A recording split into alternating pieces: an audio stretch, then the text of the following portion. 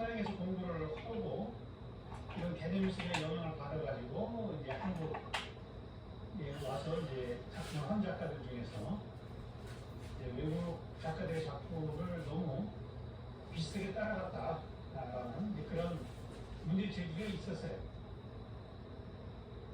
제가 기억하기로는 1999년도에 이 김정희라는 그 서울대학교 교수죠. 미술사로 이분이 이제 그 학술 논문에다가 국내 젊은 작가들에 나타나는 그런 수용의 문제라는 그런 제목으로 제가 김정희 교수한테 배웠어요. 학교 다닐 때. 지금 나오는 김정희. 학생들이 외국 대가들의 작품을 비판적으로 촬영을 해가지고 따라오고 있다. 구체적인 뭐 이름까지 다 대면서 비판을 한 적이 있어요. 그래서 그 당시 굉장히 그 미술계의 논란이 일었던 적이 있는데 대표적으로 그 비판을 받은 사람이 안규철이라는 작가였죠. 그래서 독일 작가, 이분이 독일에서 유학을 했기 때문에 독일이 또 개념 미술 쪽이 강하잖아요. 독일은 크게 보면 두 부류예요. 표현주의 계통, 신표현주의 계통 작가들하고 또 개념미술 작가들을 두 부류로 나눌 수 있는데 이제 그 개념미술의 영향을 받은 작가들이 이게 이제 그 차별화 두기가 참 쉽지가 않아요.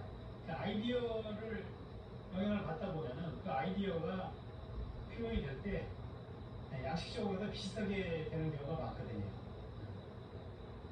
그래서 이제 대표적으로 이제 그 김정희 씨가 이제 이 작품을 가지고 이제 문제를 제기를 했는데 왼쪽에 있는 작품은 독일의 여류 작가죠. 로즈마리 프로겔이라는 여류 작가고 베이스 비엔날레 독일관에서 참가했던 그런 작가인데 저 작가가 스웨터에 그 목이 두 개 있는 스웨터를 만들었어요. 저게 뭐 어떤 기능적인 거를 위해서 만든 게 아니라 어떤 개념적인 것 때문에 저렇게 한 거겠죠.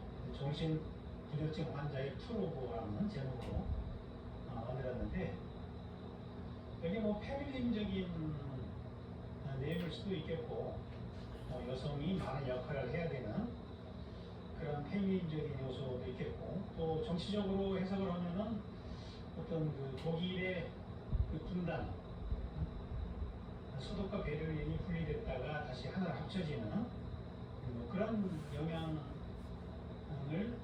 반영한 것이다 라고 그렇게 해석하기도 하는데 아무튼 저런 그 의상 시리즈하고 안규철 씨가 저 코트를 세 개를 이어 붙여서 만든 작품이 좀 유사해 보이잖아요.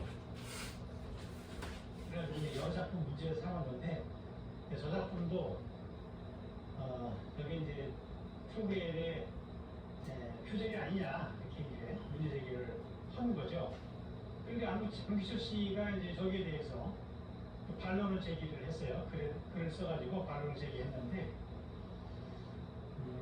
본인은 이제 그런 형식적으로 보면은 물론 유사할 수 있지만 어떤 경험이 다르다. 내가 생각했던 거는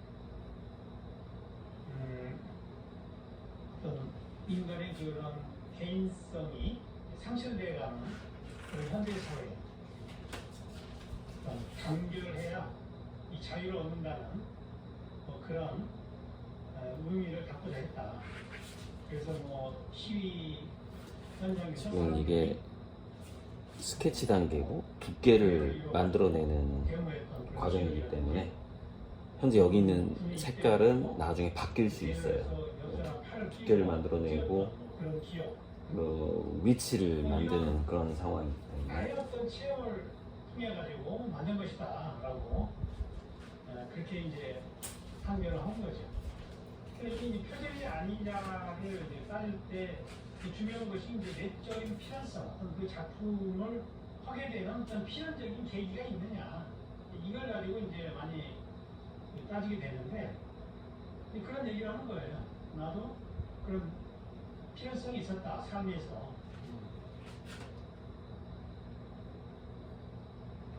근데 이제 양식적인 아이디어가 비슷할 경우에는 그런 오해를 받을 수 있다. 왜냐하면 이게 상세한 어떤 터치 같은 거, 표현주의는 이제 터치가 중요하다 보니까 거기서 이제 개성이 살아나서 이제 차별화가 되는데 개념미술은 그런 게 아니잖아요. 그러다 보니까 이제 차별화가 어려운 거죠. 그래서 이제 중요한 거는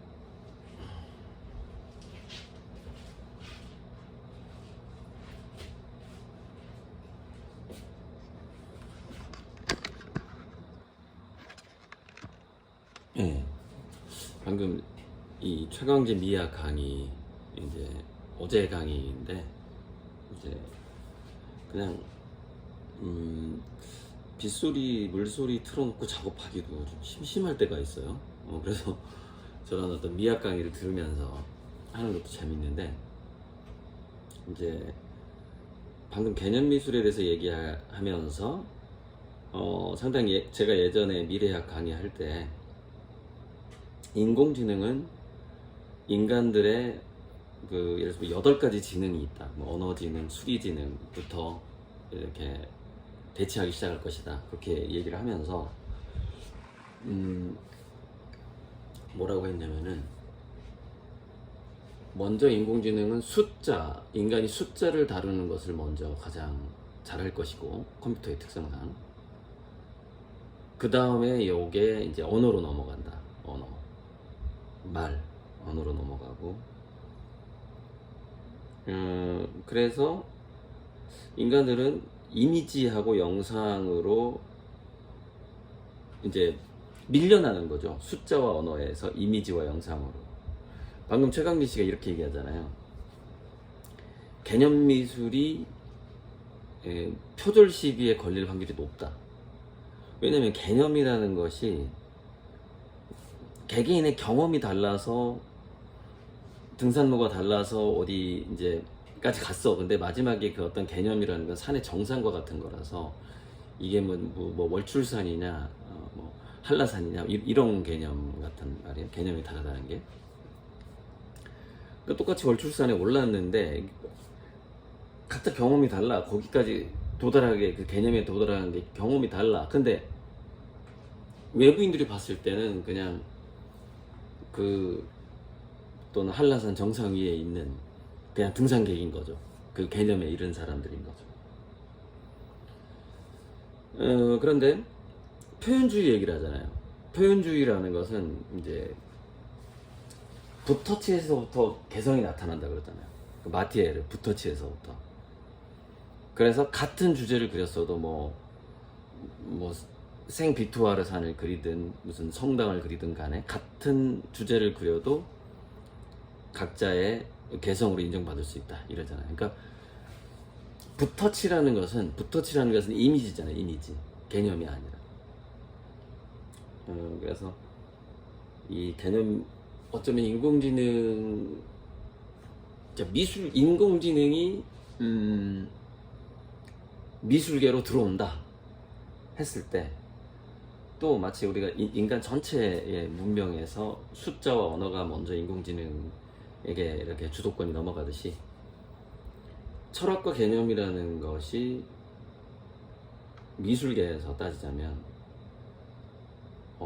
인공지능이 더 잘해버릴 가능성이 있는 거죠. 그래서 인문학이라는 것은 결국 붓터치가 있다. 붓터치. 제가 붓터치를 그렇게 강조하는 이유가, 이렇게 터치가 많은 이유가 그거예요. 그거. 그래서 제가 저기 선보는게 인터뷰에서 뭐라 그랬어요? 선보는게 인터뷰에서 여기 보면 인공지능 연구를 오랫동안 이어온 것으로 알고 있다.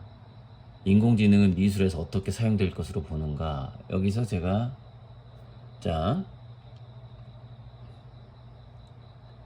회계사나 판사는 범용 인공지능 AGI를 두려워해야 하지만 예술가는 AGI의 도움을 받으며 더 다양한 예술을 펼치게 될 것이다. 예술가는 AGI와 친구가 될 뿐이다. AGI는 그저 덩치가 큰 예술가일 뿐이라고 생각한다. 덩치가 크다라는 거는 이제 수많은 사람들과 동시에 대화할 수 있다는 걸 의미하는 거죠. 덩치가 큰 예술가죠. 그러니까 하나의 글로벌 그걸 이제 코그놈이라고 하는데 지구 전체가 하나의 두뇌로 바뀌는 거예요. AGI는.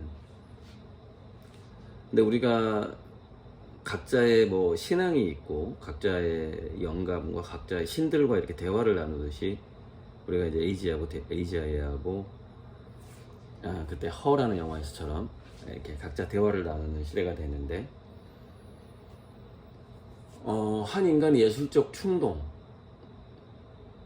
충동을 그러니까 그 AGI가 하나의 인격이 됐을 때 전 지구적인 덩치의 인격이 됐을 때 AGI만의 충동이 있겠죠. 그 통합된 마찬가지로 개개인 인간들의 어떤 예술적 충동이 있단 말이죠. 그래서 그냥 한 명의 덩치가 큰 예술가인 거예요. AGI는. 그래서 AGI가 그려낸 그림 전시회가 열리겠죠. 근데 수많은 예술가들 중에서 이거 현재 전 지구촌을 하나의 지능화 됐는데 그 AGI가 펼친 예술이야. 그 AGI가 펼친 개념과 거기에 AGI만의 기계적인 붓터치가 있어. 이렇게 전시가 되는 거죠.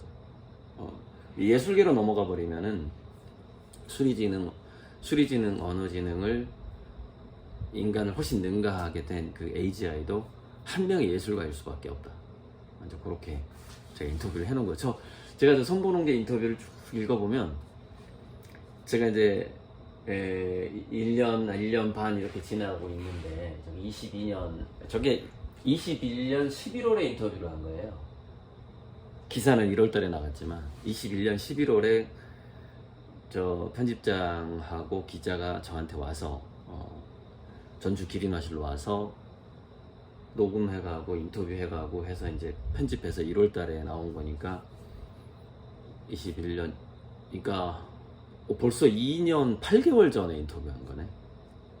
23년 아니 21년 11월이라고 치면 22년 11월 23년 11월 1년 8개월 정도 된 거구나. 그죠? 11월 달까지 얼마 남았죠?